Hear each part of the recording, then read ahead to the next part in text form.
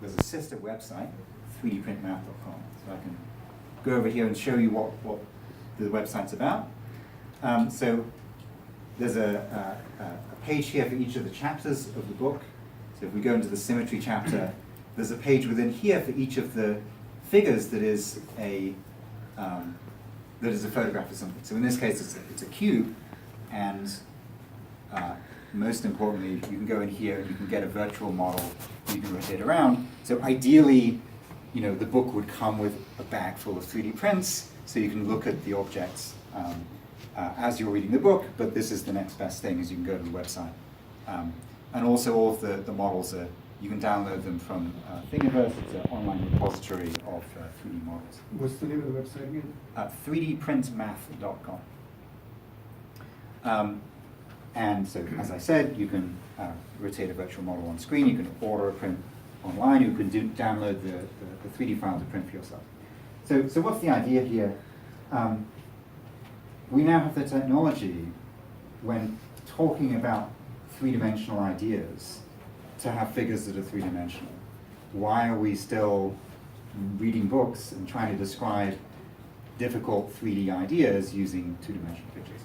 Why doesn't the biology textbook come with a model of DNA, or the shape of the heart, or whatever it is? I mean, we can do this now. So I don't know why nobody else has been doing this, and so I thought I'd get on with it.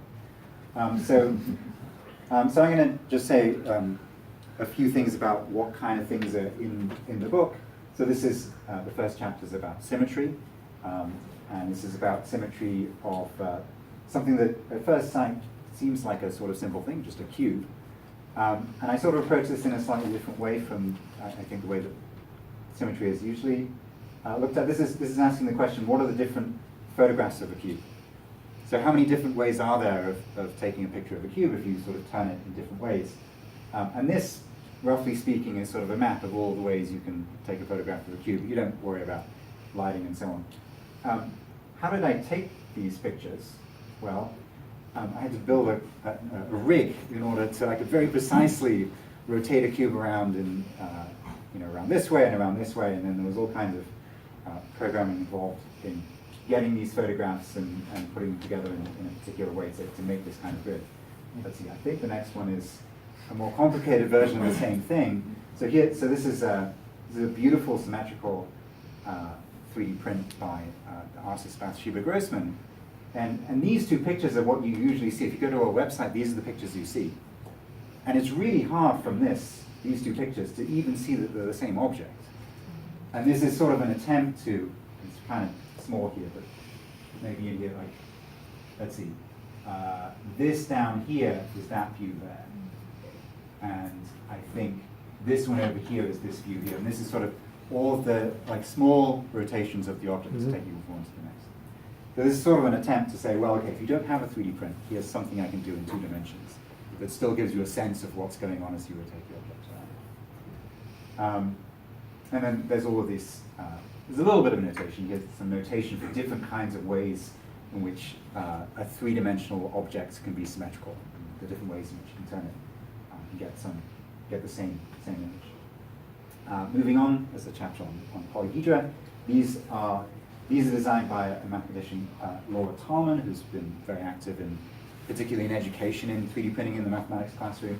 So these files are, again, all available on this website Thingiverse. You can just download the files and print them on your own 3D printer, and you can snap them together to make various shapes.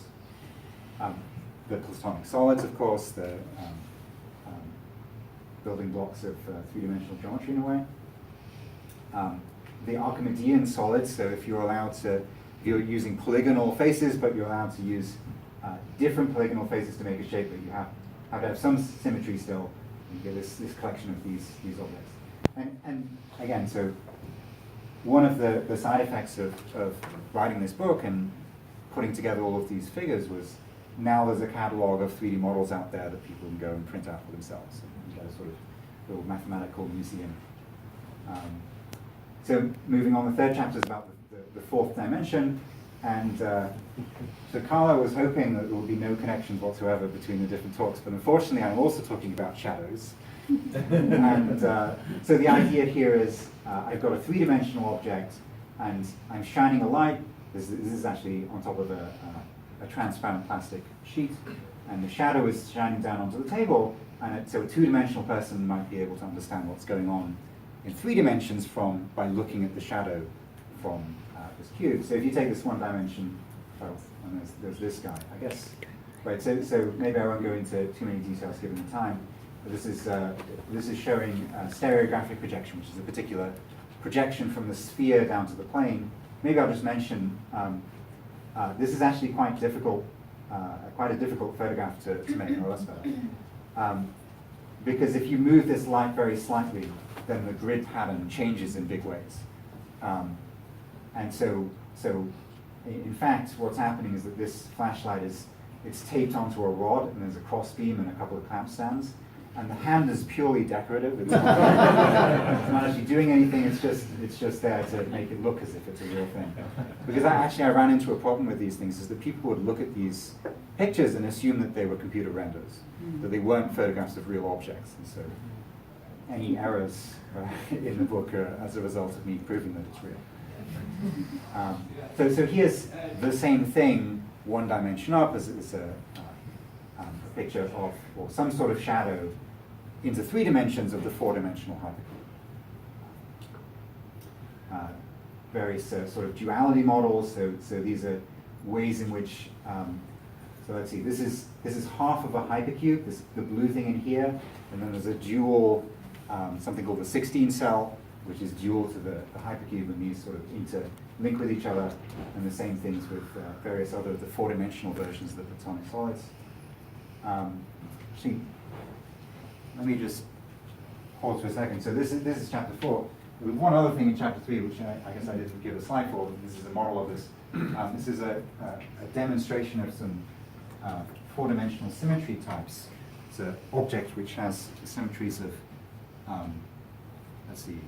Let's go to the website. So not only 3D printing, but also virtual reality has sort of been part of this. So this is a virtual model of this 3D print. So there's 8 monkeys which are somehow linking hands and sticking and standing on each other's heads. And this is showing a particular kind of symmetry that doesn't really exist in 3-dimensional space. You have to go to 4 dimensions to be able to see the symmetry. And again, this is sort of a shadow of that down in our 3-dimensional world. And I'm just going to show you some pretty pictures. More monkeys, more monkeys. So this is somehow 120 monkeys in some symmetrical kind. You go to monkeys.com. Holding feet too. Yes. How do you get them to stand still? Well, they're virtual monkeys. They don't actually need to be fed. Any virtual typewriters in there? Now, are those real objects again?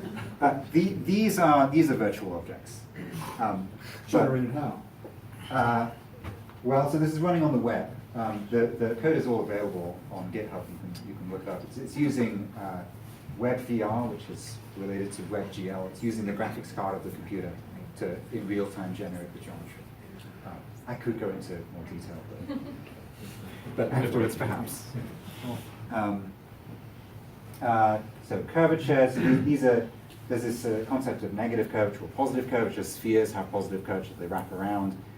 This sort of saddle Pringle shape has negative curvature. It kind of goes up this way and down this way. And so these are shaded by Gaussian curvature. This is a fun one. Where did it go? Here we go. This is sort of flexible material version of something with negative curvature. So if you try and put it flat on the table, you fail because it doesn't go flat. Different kinds of curves. These are more shadows. This is joint work with Solschheimer, who happens to be here in the audience. You can bug him about what this is about. Other versions of pictures of hyperbolic geometry, 3-dimensional hyperbolic geometry, onto knots and surfaces. So this is, again, many collaborators, Keen and Crane. So this is the topologist joke that a topologist can't tell the difference between a coffee mug and a donut. It's the same thing. This was printed in 3D printed in ceramic, so you can now 3D print in ceramic. Sadly, they do not yet have the ability to 3D print in some sort of mix of ceramic and bakery dough. Because ideally, you would start with a ceramic mug over here, and you just get an ordinary donut here, but I had to go with this. These are the trefoil knot, and its construction is a torus knot. This is a flat torus. So this flat hinged design folds up into this more donut-shaped torus. Something called the Klein chordic, which I'm going to get into. And subfilms. So you can just print a perfect boundary curve for a minimal surface that you get by using subfilms. So let me spend a few minutes talking about the technology I used in making the models and the book. So the CAD program I use, the computer-aided design software, is called Rhinoceros. It's a commercial program. It's designed for people doing, making appliances or designing boats or buildings or whatever it is. And it happens that it's very good for mathematical uses as well. So it sort of has a very nice sort of ruler and compass interface. You can build mathematical designs from that. There's also a Python scripting interface, so there's a lot of writing code that just generates geometry for you. Actually, this is the model for the soap film frame that I showed just before.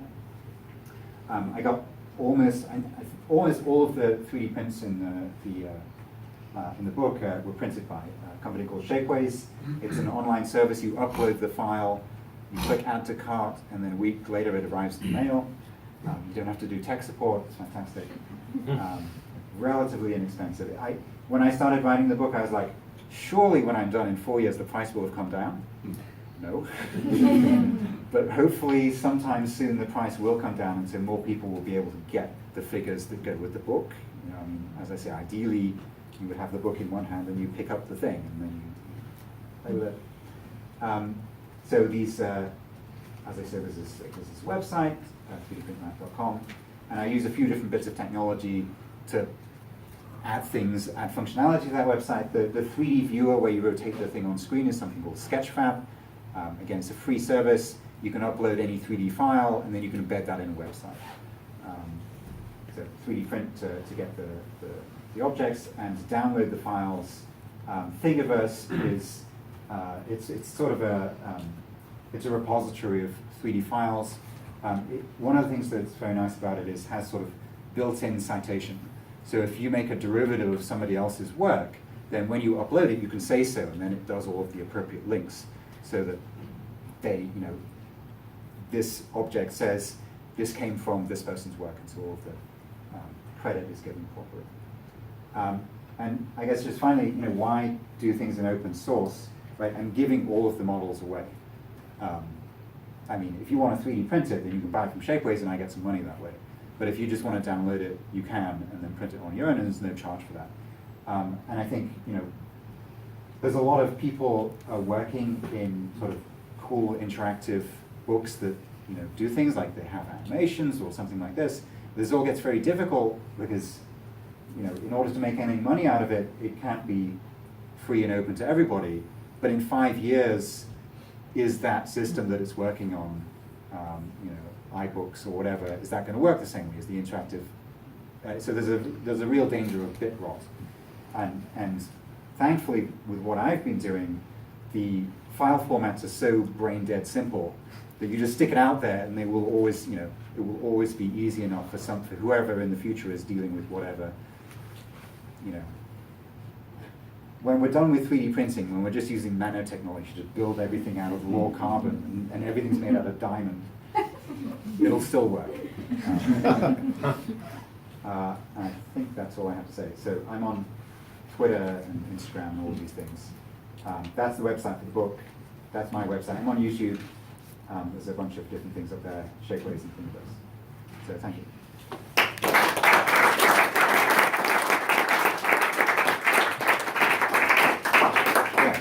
You don't have to answer this, but I'm curious. How do you fund your work? Well, so for the first couple of years, This is the fourth year I'm at Oakland. So first couple of years there were these little internal grants. At the moment those have run out. Shapeways does make money, right? So there's a markup that I put on things, and so it makes enough to keep me supplied with plastic. Have you made any mathematical discoveries through printing these shapes? Occasionally, it's not as common as you might hope. So part of the issue is that in order to make a 3D print, you really need to understand it very well before you start, because you need to tell the computer everything. We have discovered some things playing around with some of these structures that we were not aware of before, but it's rare. But I mean, so I think the pedagogical and outreach is stronger than the research uses, at least at the moment. Yeah. I saw some crediting in the images, and I wonder, are you the author of all these designs, or some of them, or none of them? All of them, other than, well, so I didn't show any here. There were images in the books that are by other artists. So Carlo contributed a couple of images to the book. A number of them are with co-authors and collaborators. The vast majority, I designed all of the 3D prints and printed them and took all of the photographs and put them all up online and took the videos and everything. It's been a lot of work.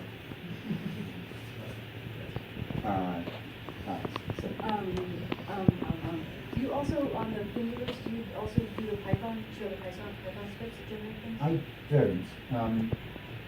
I mean, so Thingiverse is really just, here's the 3D model which you can use. So there's an appendix in the book on sort of commentary on the physics, which doesn't have the direct Python code. It has, here was the formula that I used for this. This was the paper that turned into this. So the Python code can be kind of messy and embarrassing to put out there. That's sort of one reason. I mean, if there's a particular thing that somebody wants to use, email me, then I'm happy to give that away. But that will be a whole new level of, I need to organize all this stuff as well as all the other things. Some of the stuff is available. So some of the,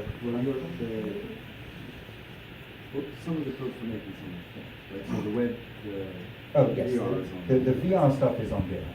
Yeah, so there's bits and pieces on GitHub, but generally speaking, most of the 3D stuff. and also the sort of overlapping stuff. Yeah. I guess my question was somewhat related. You said, these 3D shapes would be good no matter what processes we move to, but there are various decisions you made, like even for the cube, what cross-section bars, how thick are the bars, and so on some website like Thingiverse, is there a way to have a parametric model where there is. So Laura Tolman knows more about this than I do. I haven't got into the parametric, but yes, there's what was the name of the software? even if I just print from different material, I might need to Yeah. change So I'm not really worrying about that so much. But yeah, right. So there's I'm blanking on the name of the program, but there's software which is you can build in with Thingiverse to have parameters that you can modify. Like a customizer?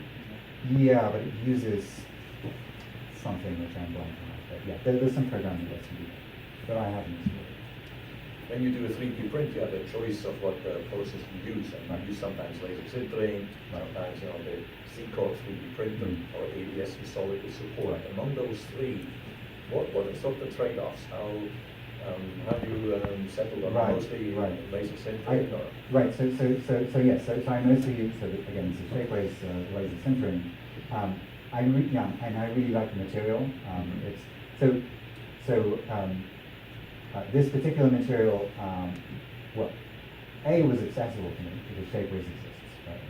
And so you use all of these online. It's also good. It doesn't show much of the sort of layering. So a lot of these different printing technologies, you can see the layers or this scaffolding you need to remove. There's a lot of post-processing. I also like. So I mean, partly this is an aesthetic question. So when I'm trying to express, I'm trying to describe and express this mathematical idea in as cleanly a way as possible. If there's no sort of need for color, then I want just a default, and the white is, it has a very sort of stark minimalism. In the duality ones, where was it, somewhere back here, unique to colors. So Those were ABS with solid with support? those are the Z code. Oh, that's the C code. Yeah. But again, take those Z code.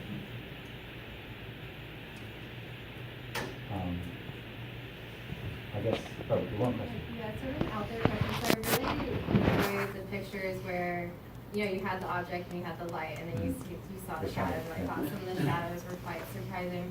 I'm wondering if you initially designed the shadow, like a 2D shadow, and then sort of do the reverse transform. Yes, Is the solution always singular, or What do you mean by singular? like the 3D solution? Oh, that- is there a unique answer? Yeah, to- or, you know, are Yeah, there- yeah, so I've done a bunch of these, right, you know, somebody's logo, right? You draw the logo down on the plane, this is what I want the shadow to be. And then there's a map back up onto the sphere. So you have a sphere that you decide what the size of. In fact, all you do is you draw a line from the north pole of the sphere. So it hits the sphere somewhere and hits the plane somewhere.